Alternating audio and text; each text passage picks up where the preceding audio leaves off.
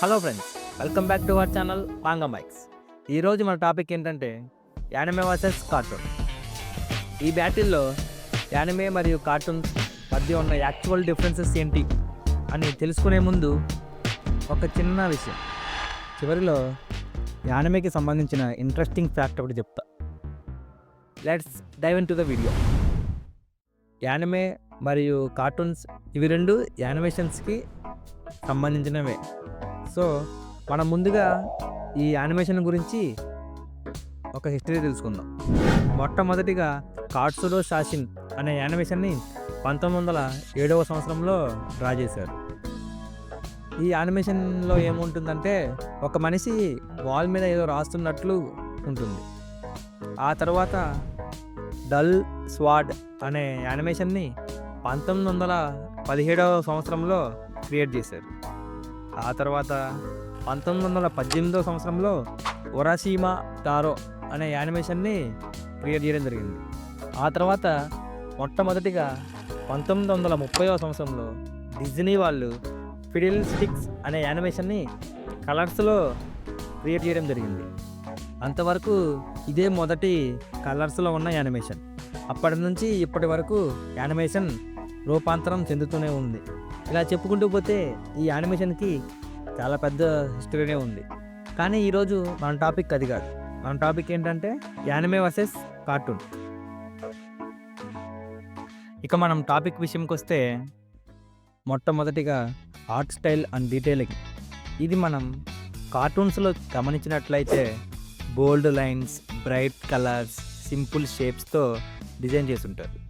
And expressions and other detailings ఇవి అన్నీ కేవలం కామెడీ కోసం మాత్రమే డిజైన్ చేసినట్లు అనిపిస్తుంది.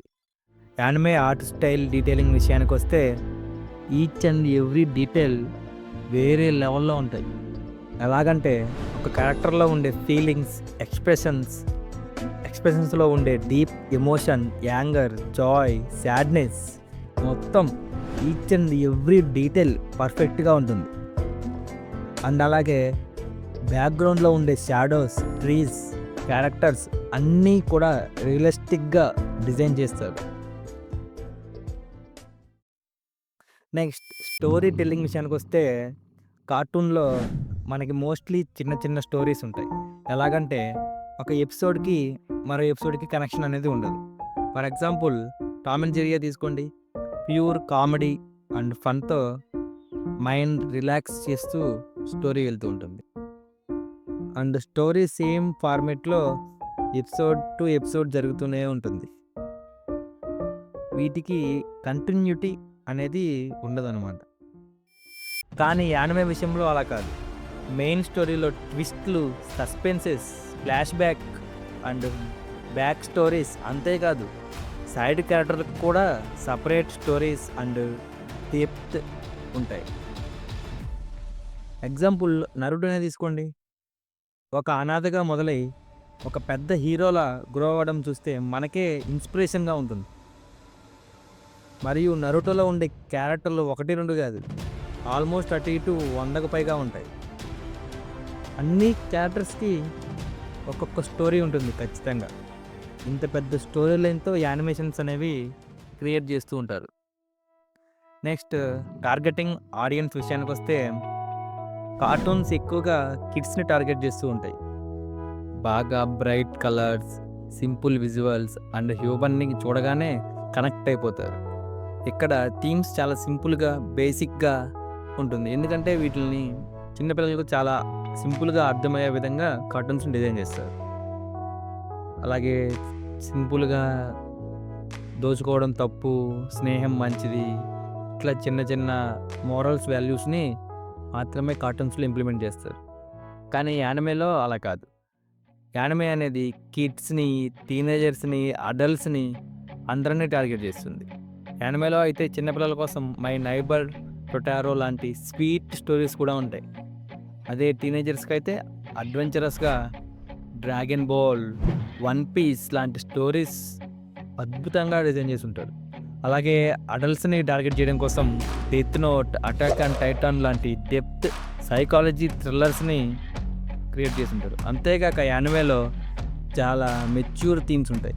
Politics, war, revenge, love and loss లాంటి కాంప్లెక్స్ ఎమోషన్స్తో యానిమేని క్రియేట్ చేసి ఉంటాయి. ఈ విధంగా యానిమే అనేది ప్రతి ఒక్కరిని టార్గెట్ చేస్తుంది. నెక్స్ట్ థీమ్స్ అండ్ మోరల్స్ విషయానికి వస్తే కార్టూన్స్ థీమ్స్ చాలా లైట్ హార్టెడ్గా ఉంటాయి. ఫన్, కామెడీ డామినేట్ చేస్తూ ఉంటాయి. అయితే యానిమేలో ఒక్క సీన్లో మల్టిపుల్ ఎమోషన్స్తో మిమ్మల్ని కనెక్ట్ చేస్తుంది. నరుటో లాంటి సిరీస్లో అయితే ఫ్రెండ్షిప్, టీం వర్క్ను అంతే పవర్ఫుల్గా చూపిస్తారు. ఒక క్యారెక్టర్ను తన డ్రీమ్ కోసం ఎంత డెడికేషన్తో పోరాడతాడో చూస్తే మనకే ఎనర్జీ వస్తుంది. మరి డెత్ నోట్ లాంటి సిరీస్ని తీసుకుంటే పక్కాగా మంచి చెడు మధ్య మోరల్స్ను సంబంధించిన కాంప్లెక్స్ క్వశ్చన్స్ను ఎక్స్ప్లోర్ చేస్తారు. ఈ విధంగా యానిమేలో థీమ్స్ అండ్ మోరల్స్ కార్టూన్ కంటే డిఫరెంట్గా ఉంటాయి. నెక్స్ట్ కల్చర్ రిప్రజెంటేషన్ విషయానికి వస్తే కార్టూన్స్ మోస్ట్లీ యూనివర్సల్ థీమ్స్ మీద బేస్ చేసుకొని కామెడీగా, ఫన్నీగా డిజైన్ చేస్తుంటారు. కానీ అదే యానిమే విషయానికి వస్తే యానిమేలో ఉండేది కేవలం కథ మాత్రమే కాదు, ఇది జపనీస్ కల్చర్ని కూడా రిప్రజెంటేషన్ చేస్తూ ఉంటుంది. చివరిగా ఫ్రేమ్స్ విషయానికి వస్తే నార్మల్గా 1 సెకండ్ యానిమేషన్ చేయడానికి 12 నుంచి 24 ఫ్రేమ్స్ డ్రా చేయాల్సి ఉంటుంది. అదే కార్టూన్ విషయానికి వస్తే 1 సెకండ్ వీడియో క్రియేట్ చేయడం కోసం 12 నుంచి 18 ఫ్రేమ్స్ సరిపోతాయి. అదే యానిమే విషయంలో యానిమేలో ఉండే యాక్షన్ సీక్వెన్స్కి ఖచ్చితంగా 24 ఫ్రేమ్స్ డ్రా చేయాల్సి ఉంటుంది. 1 సెకండ్ యానిమేకి 24 ఫ్రేమ్స్ డ్రా చేయాలంటే ఒక ఎపిసోడ్కి ఇంకా ఎన్ని ఫ్రేమ్స్ డ్రా చేయాలో మీరే ఆలోచించండి. చూసారు కదా ఫ్రెండ్స్, ఇది యానిమేకి కార్టూన్కి ఉన్న మధ్య డిఫరెన్స్. ఇంకెప్పుడైనా మీ ఫ్రెండ్ యానిమేని బొమ్మలంటే వారికి ఈ వీడియో చూపించి చెప్పండి, రే జఫా యానిమే కార్టూన్ ఒకటి కాదురా అని. అన్నట్లు ఫ్రెండ్స్, మర్చిపోయా, మీకు ఇంట్రెస్టింగ్ ఫ్యాక్టర్ చెప్తానుగా. అదేంటంటే చెప్పు. యానిమే ఇండస్ట్రీ నుంచి సంవత్సరానికి 25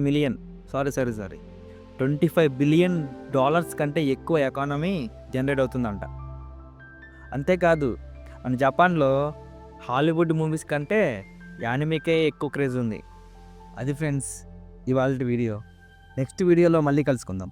అంతవరకు టేక్ కేర్, బై బాయ్.